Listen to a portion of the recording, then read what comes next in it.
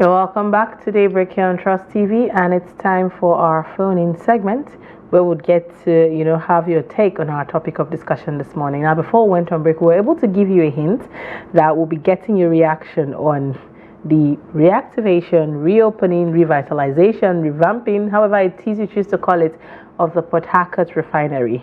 Now, with over 1.3 trillion spent on revamping the Port Harcourt, Kaduna, Warri, and Port Harcourt refineries, the Port Harcourt refinery recently has resumed, production. Or, they say it has started. They said it has started working. So, we'd love to get your thought on it. What do you expect from this revamping or reactivation? Is it a laudable move? Is it time? Is it something that is going to see any difference? No, want to get your thoughts. How do you feel about it? The phone lines are open, and the numbers will be displayed on your screen shortly. So do well to call in and let's hear your thoughts on it this morning. All right, we have a number of information on the refinery that come up. You recall that it's a 210 barrel per day refinery, but the segment that has come on stream is the 60,000 capacity segment, which is the old Port Harcourt refinery. There is the 150,000 capacity that is still undergoing repairs and maintenance. Hopefully that also comes on stream sometime in 2025, we were told. So we would like to get a perspective about what you think this means in terms of increased volumes and availability of product, and what are your expectations around prices, because this time at least we don't have to worry about landing costs and all of those foreign exchange components that we hear about every time petroleum products are discussed. We would like to gauge your perspective as you call us this morning. Please put up the volume of your TV set and speak straight and clearly to us. We have our first caller. I understand. Good morning. Your name and where you're calling from. Good morning. People. We have to take that again, please. Your name and where you're calling from. Usman, I believe, from Benue State. Good morning. Please. Yes. Please go ahead. I want to comment African on the airport. But regarding the NAPC, you welcome the arrangement and you need to question the effect of the price of fuel, at least. Then, come to it. You see NDS, you need to question the price of fuel. Either you go for the fuel. Mr. Usman? Yes, Mr. Usman? We are struggling to pick the bits and pieces of your thoughts there. If you would, please kindly call us back. Maybe change your environment a bit, and that way we may be able to hear you clearly. Thank you very much for your effort, and we hope to hear from you again. Good morning. Your name and where you're calling from. Hello? Hello, good morning. Good morning. My name is Shetima Kudima, calling from Maiduguri. As always, Mr. Shetima, good morning and thanks for joining us. Thank you. Honestly speaking, Trust TV have a credibility in the eyes of Nigerians. Please, I want you to verify very well, because we hear this story 1,000 times. This refinery will start working, this refinery will start working, and at the end of the day, it is all a bloody lie. You see, like the one in Taraba, that's Mambila. They have been telling us a lot of stories. Some percentage remain to start working, but the reality is nothing has been done. So please, I'm respecting Trust TV. Let hold your credibility. Let hold your respect before the Nigerians. This government is not a reliable government, but make a very good research, confound this, because there is nothing that Nigerian government will tell us. We the subject that we rely on it. If the Nigerian government says Almighty Allah is one, we will agree. Apart from that, we will not agree on anything, because they have told us for so many times. They have been deceiving us. They are telling us lies over the media. But we know we have respect for Trust TV, as I said earlier. Whatever you say, it is authentic. But they should not fool you people, please. Make a very good result about it. Thank you. Thank you very much, Mr. Shetima from Borno, from Maiduguri precisely, who has expressed some apprehension, some distrust about the information, which is okay. I mean, we have lived for too long with failed promises. As a matter of fact, as far as the Port Harcourt refinery is concerned, this is about the 5th time, that they've announced resumptions, and so people have become accustomed to things, government not being sincere about the things it said. But from the visuals we have, Madam Shetima and everybody who seem to have the same perspective as yourself, we can confirm that there were loading of products there yesterday.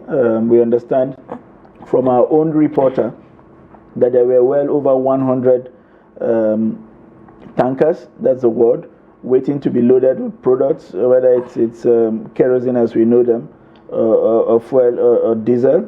That much we can confirm to you. We can also confirm a number of other things, and that it is working at 70% and all that. So we continue to monitor developments, and whatever we see, you can be sure we'll bring them to you unfiltered. Good morning. Your name and where you're calling from. Good morning. Do we still have the caller on the line? Hello, good morning. Good morning. Tell us your name and where you're calling from, and go ahead with your thoughts. My name is Abubakar Ibrahim. I'm calling you from Gumel, Jigawa State. Abubakar Ibrahim, it's good to have you on the show. Go ahead with your thoughts. Okay. My view is that Nigeria should privatize the NNPC or refineries, because most of the government agencies are not taking, what can I call it, are not taking.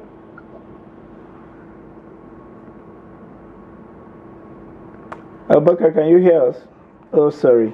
I understand we lost that call. But if you can, please try to reach us back and finish your thoughts on that. I like the fact that you started mentioning privatization.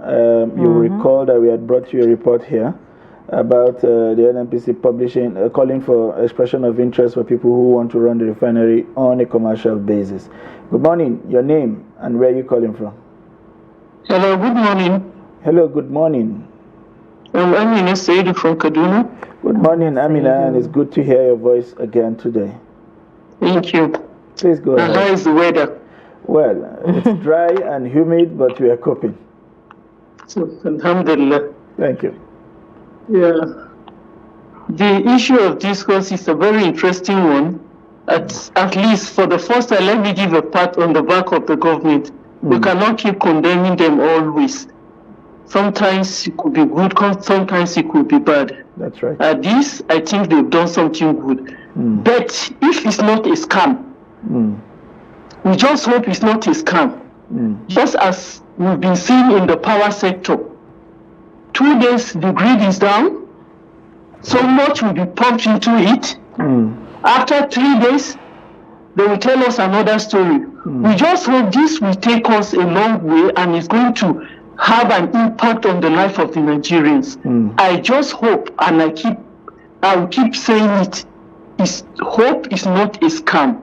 We don't want a situation where by next week we'll start hearing another story after so much expectation and hope rising for Nigerians. Then they will come up to tell us again another thing is down. They want a turnaround maintenance that is done every 6 months or every year without seeing anything good. I just hope the government will be able to keep it up and be able to revive the other refineries too.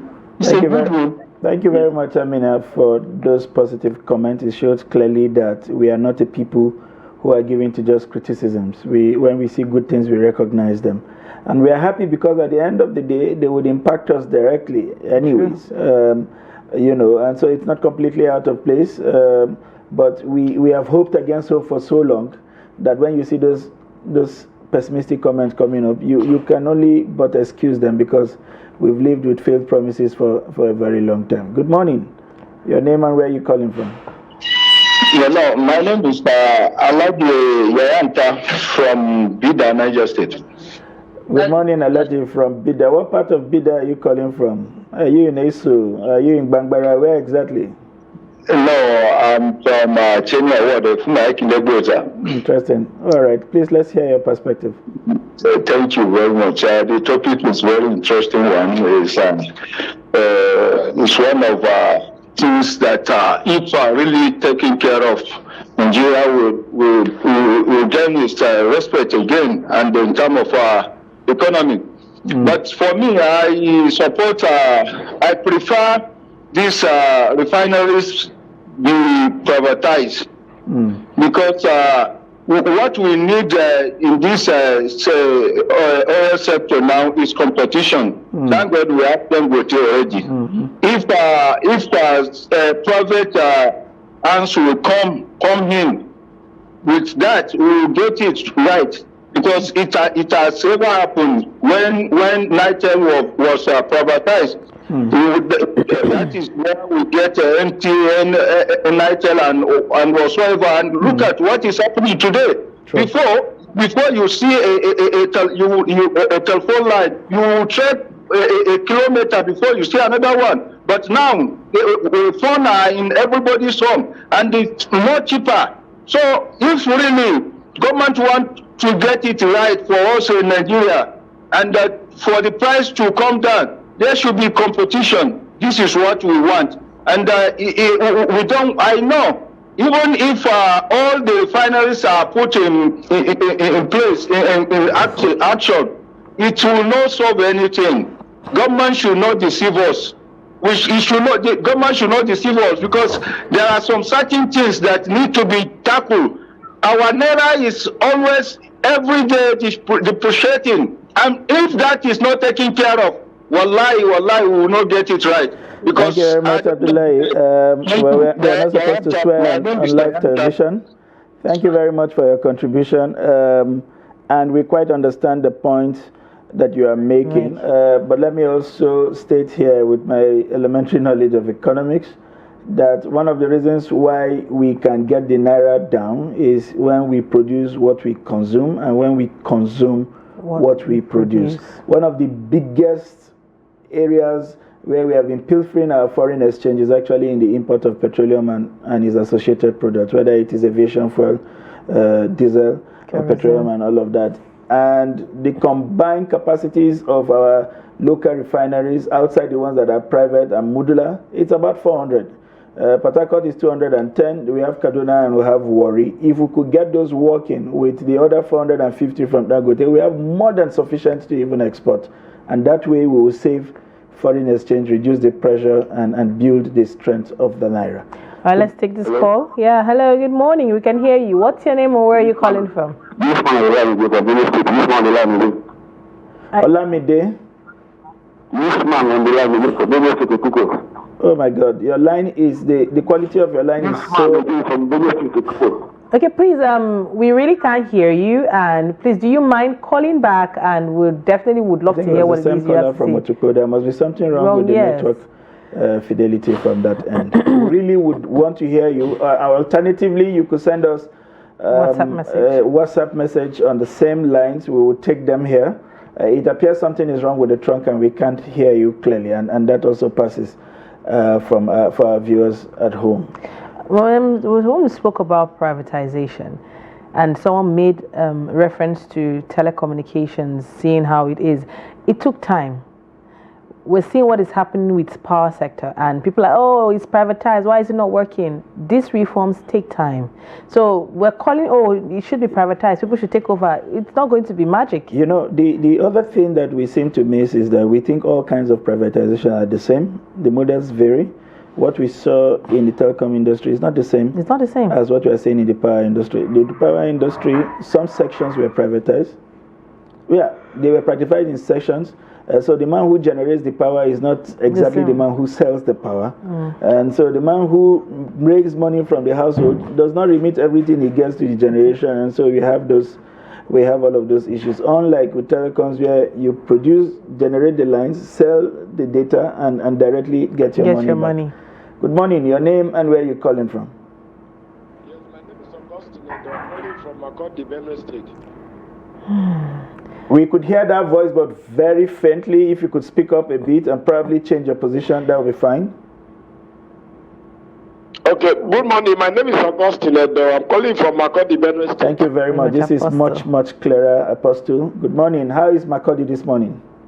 Makodi is very fine. We thank God. All right, please go ahead and share your perspective. Yes, on the issue of refinery, why people are not happy about the news again is like when you prank somebody for so many times. When the rating will happen, people will look at it as a prank from the government side. Even though who should not be happy when your refinery, the country's refinery, are back to production? It's a thing of joy. True. But we see that from the past administration, even to this current one, they will set a date for resumption. The date will come and pass, they will set another one. So the whole thing becomes like a child play. And another thing is, of what important or what effect will this resumption cost on Nigeria economy? Because the price of fuel will still be high. And like somebody, my sister from Kaduna just rightfully said, how are we sure this is not a strategy to loot again? Because after 1 month or 2 weeks of production, they will tell you they shut down for maintenance again, and billions will go into it. So if they have come to stay, and for them to look at Kaduna, Warri, another place, to join this one, it will be better. But when for 1 week, 2 weeks, we hear that yes, they can't produce again. They are doing maintenance and billions will go into it. It's just like Father Christmas. They want to get their own, like power grid collapse. So the whole thing, people are just looking at the way things will go until they start to produce uninterruptedly for like 6 months. Then Nigeria will start to rejoice. Then on the privatization. Yes, if like Dangote have his own refinery now, if they should give it to an individual, I think that would be better than this government. The government, they will keep on spending billions on maintenance, paying staff and other things, and nothing is coming up from there. So they should prioritize on the privatization rather than leaving it for government. These people that are there, they will do everything to jeopardize, to ensure that this thing doesn't go anywhere, because that is the source of their income. True. Thank you very much. Thank you very much, Apostle. You know, we have always said it here that you can't blame Nigerians for being pessimistic. They've lived with gloom and dooms for so long that even when it's daybreak, it still feels dark. Aside that, winning the trust of Nigerians at this point in time, we remember how they said they were going to open the refinery in October, different stories, and Nigerians are seeing the news, seeing how much this refinery is gulping down. And we all know that corruption is something that is thriving in Nigeria, especially in this petroleum sector. The lack of transparency, the lack of honesty on the part of the government makes Nigerians question a lot. So even if there's something good, we'll still give you that double look. And that speaks to why people are talking about a different approach to management. If you take a critical look at this country, the only institutions that are working are the ones that are privately owned. You may complain about how much they are offering their prices, but every time you get out, their products are on the shelf. Yes. And so it's not surprised that Nigerians are calling for privatization. Good morning. Your name and where you're calling from. Good morning.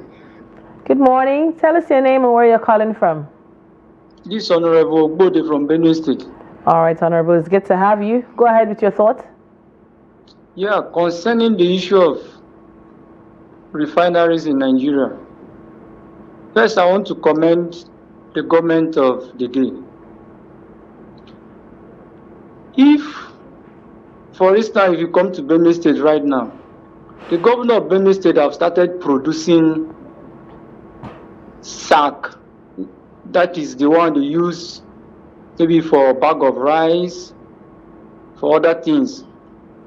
On the other side, in Benue State, we started producing Benue bread, which the governor has started, and the bread is on sales, is in the market. Now, apart from all the refineries, let the government started producing across all the states, and let Nigerians started believing in the countries. And when Nigeria started producing, at least from there Nigeria started the other country will start now sell to other nations and other countries, and Nigeria will be great. Okay, unlike the issue of River Benue, if there is dredging, if you can dredge River Benue, at least a lot of things will be happening in Benue State and even in River Niger. So let Nigeria start producing. Thank you very much, Honorable. I like the fact that you managed to segue us away from the refinery to Benue State. But I get the central message that we need to start becoming a nation of production rather than consumption, because it is only when you sell that you earn money. And that is when your currency can be strong.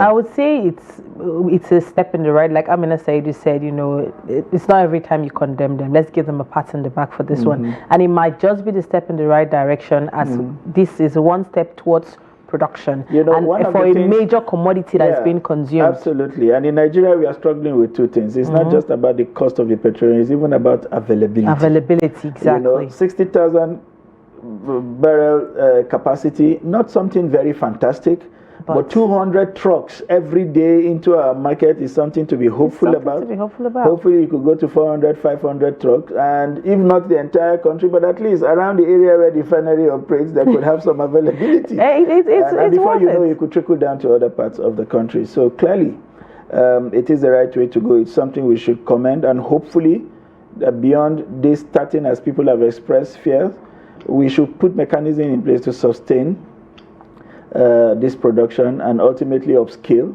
and then we can, when it's enough for us nationally, we can then begin to think of exporting. We have a call. Let's take it. I believe this should be our last call for the morning. Let's take this call. Good morning. What's your name and where are you calling from? Good morning. Good morning. Can you hear me? Yes, please. We can. Please tell us your name and where you are calling from.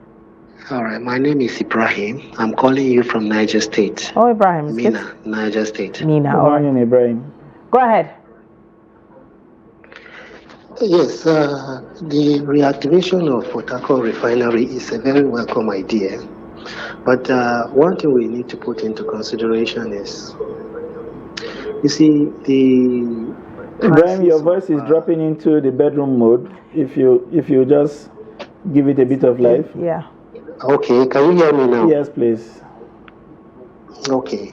What I'm actually saying that the reactivation of the Port Harcourt Refinery is a very welcome idea, but we hope that it's not a story as usual. You understand what I'm saying?